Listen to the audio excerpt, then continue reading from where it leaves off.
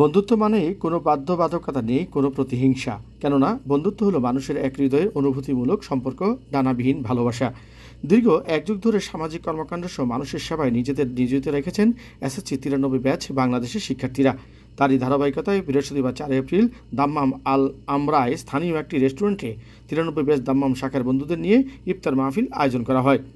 সংগঠনের সদস্য মোহাম্মদ কবির হোসেনের সভাপতিত্বে তানজিম আহমেদ চৌধুরীর পরিচালনায় এসব উপস্থিত ছিলেন সংগঠনের উপদেষ্টা বাংলাদেশ কমিউনিটি দাম্মাম সেকেন্ড সানাইয়ার সভাপতি উপদেষ্টা মোহাম্মদ জসিমউদ্দিন মোল্লা, বিশিষ্ট সাংবাদিক সংগঠন লায়ন মোহাম্মদ সাইফুল ইসলাম রনি, সংগঠনের সদস্য মুজাম্মেল হোসেন সাগর, সৈয়দ আব্দুল বাসেদ, মোহাম্মদ মহিউদ্দিন, সৈয়দ বাবু, মোহাম্মদ ইয়াসিন সহ আরও অনেকে।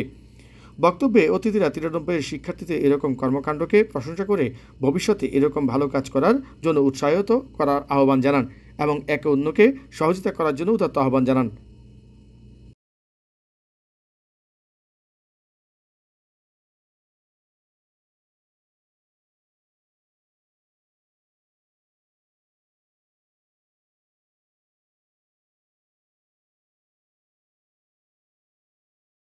মোহাম্মদ জাহাঙ্গীর আলম হৃদয়, বিটিভি নিউজ 24।